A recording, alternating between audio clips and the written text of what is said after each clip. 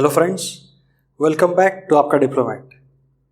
जैसा कि आप जानते हैं, इस बार हम देखने वाले हैं strategy, identifying the thin line between right and wrong.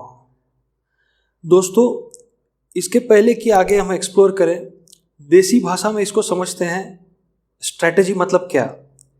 Basically scenario 1 है तो ऑप्शन ए के साथ जाएंगे, सिनेरियो 2 है तो ऑप्शन बी के साथ जाएंगे। मैंने बहुत ही फास्ट और बहुत ही सीधी तरह से बता दिया। दोस्तों, एक रूटीन लाइफ के एग्जाम्पल को रिफ़र करते हैं। मान लीजिए एक व्यक्ति को मुंबई जैसे शहर में 60,000 की नौकरी मिल रही है और उसी व्यक्ति को साथ ही साथ दूसरा ऑप्शन पुणे में 55,000 की। दोस्तों, ये व्यक्ति किस तरह से एनालाइज करेगा, किस तरह से प्लानिंग करेगा? हो सकता है ये बंदा ऐसा सोचे कि मुंबई में 60,000 तो मिल रहा है, लेकिन वहाँ पर रहना ही अपने आप में एक बहुत बड़ा खर्चा है। हो सकता है वहाँ पे सर्वाइवल इतना सस्ता ना हो, ज़्यादा खर्चा होगा। लेकिन वही बंदा अगर पुणे जाता है, हो सकता है वहाँ पर रेंटल में वो पैसा, उसका खर्चा कम हो, तो वो पुणे वाली नौकरी जो है ज़्यादा पसंद करेगा। दोस्तों, ये कंपैरिजन ये आप तभी कर सकते हो जब आपको आगे क्या होने वाला है उसकी सही मालूमात हो, सही जानकारी हो। याद रहे दोस्तों, मैं हवा में तीर मारने की बात नहीं कर रहा, नो एजम्पशंस, बट ऐसे प्रेडिक्शंस जो आपने कुछ बैकग्राउंड हिस्ट्री को सोच समझ के, उसके एनालिसिस करके आपने जो प्रेडिक्शन किया हो, मैं उसकी बात कर रहा हूं। आप शायद ये सोचेंगे इंडिविजुअल लेवल पर ये टॉपिक का क्या इंपॉर्टेंस है। दोस्तों, इंपॉर्टेंस है, बहुत इंपॉर्टेंस है। दोस्तों, बड़े बड़े ऑर्गेनाइजेशंस में वहाँ पर डिसीजंस लेने के लिए बोर्ड ऑफ डायरेक्टर्स होते हैं, राइट। वहाँ पर किसी भी इम्पॉर्टेंट टॉपिक पर जहाँ पर कोई डिसीजन लेना है, वहाँ पर उनकी जॉइंट मीटिंग्स होती हैं। वहाँ पर एक दूसरे से सलाह मशवरा लिया जाता है, राइट। उसके बाद कहीं जाकर के वो एक डिसीजन लेते हैं। दोस्तों, लेकिन इन्हीं बड़ी बड़ी कंपनियों को चलाने वाले कौन होते हैं? They are individuals.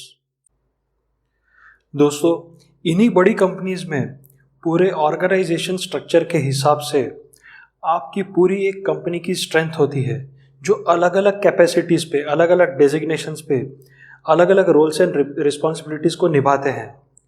दोस्तों, ये इंडिविजुअल्स होते हैं और इनको इनके डेजिग्नेशन के हिसाब से, इनके रोल्स एंड रिस्पॉन्सिबिलिटीज़ के हिसाब से उन्हें भी डिसीजंस लेने होते हैं उनके लेवल पर। दोस्तों, ये डिसीजंस लेने में आपके पास कोई जॉइंट डिस्कशन का जरिया नहीं होता है, आपको कोई ऑप्शन नहीं होता है। आपको लेने पड़ते हैं डिसीजन अपने एक्सपीरियंस के हिसाब से, अपनी अंडरस्टैंडिंग के हिसाब से और आपके जजमेंट की कैपेसिटी के हिसाब से। दोस्तों, आपको भी ऐसे कई मौके आते हैं जहां पर आपको अपने लिए, अपने डेजिग्नेशन के हिसाब से आपको स्ट्रेटेजी फॉर्मुलेट करनी पड़ती है। वहां पर आपका अपना कॉल वही आपको हमेशा जो है आगे लेके जाएगा। यहाँ पे एक छोटी सी गलती या कुछ 19-20 हो सकता है, उसके कुछ परिणाम गलत आए, राइट। इसलिए आपको चाहिए हमेशा सही स्ट्रेटेजी। दोस्तों, अब तक हमने डिप्लोमेसी और स्ट्रैटेजी और इससे जुड़े हुए अलग अलग पैरामीटर्स पे हमने बहुत डिस्कशन किए। आइए दोस्तों, एक ऐसा एग्जाम्पल देखते हैं जो एक हिंदी फिल्म की क्लिप भी है और जो रियल लाइफ बेस्ड स्टोरी है। दोस्तों, इस क्लिप से बहुत कुछ समझने मिलेगा, बहुत कुछ सीखने मिलेगा।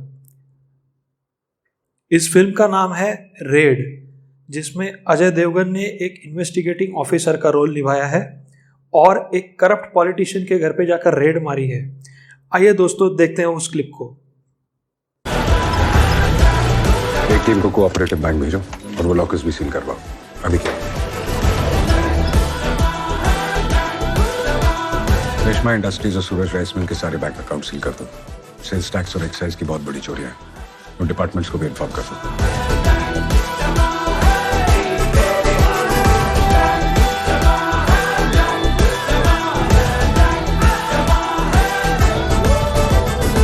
आपके लिए फोन है।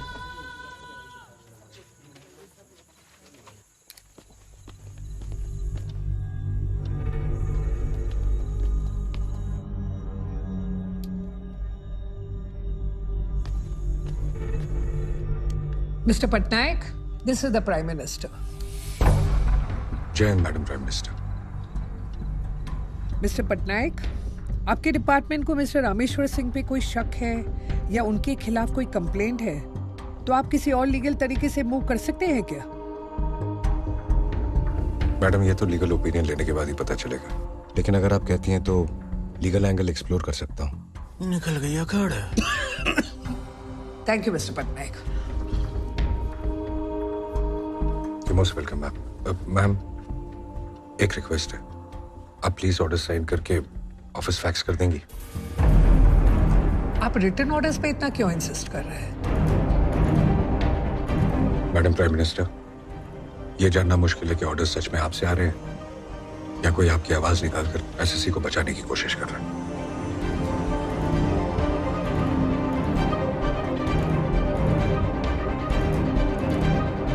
मैं office will get back to mister Patnaik. I'll wait for your orders now. जय हिंद मैडम।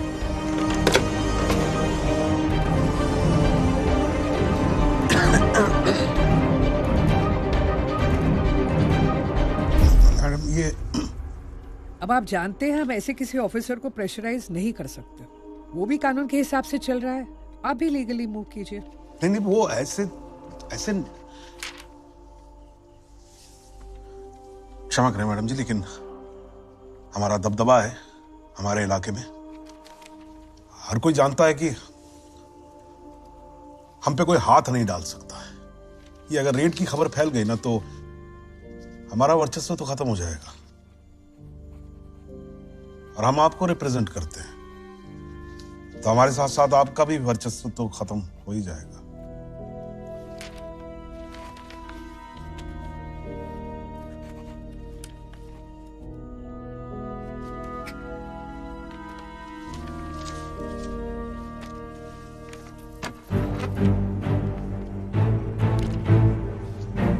प्रणाम।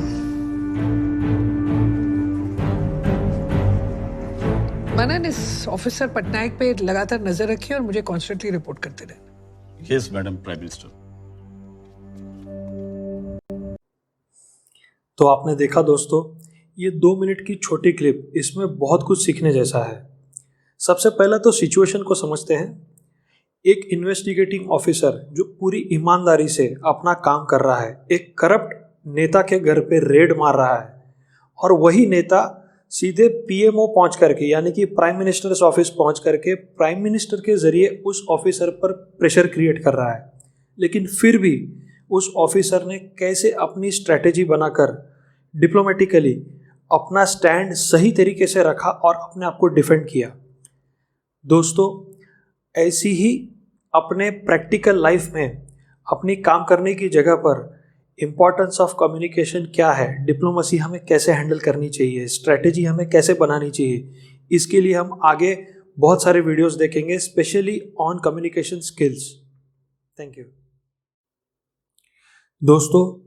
कुल मिलाकर देखने और समझने वाली बात यह है कि ऑफिसर की नीयत साफ है, वो वही कर रहा है जो उसके डेजिग्नेशन के हिसाब से उसको करना चाहिए, और पीएम भी उसी ऑर्गेनाइजेशन स्ट्रक्चर से जुड़े हुए हैं जिसमें कि वो दोनों डिफर नहीं कर सकते। और आपने देखा कितनी स्मार्टली उन्होंने रिटन कम्युनिकेशन के लिए इंसिस्ट किया, क्योंकि वो जानते हैं कि रिटन में ऐसा कोई भी आदेश नहीं देगा जो उसके खिलाफ है, उसके रोल्स एंड रिस्पॉन्सिबिलिटीज के खिलाफ है।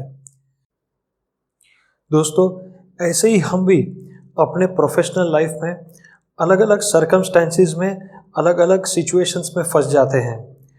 इसमें ज़रूरी होता है कि हम सही स्ट्रैटेजी के साथ सही डिप्लोमेसी को अपनाते हुए अपने लिए एक रास्ता बनाएं, अपना स्टैंड रखें और आगे बढ़ते चले।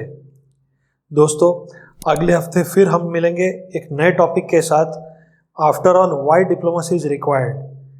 टिल देन, आपका diplomat is always with you. Thank you very much for your precious time. Bye.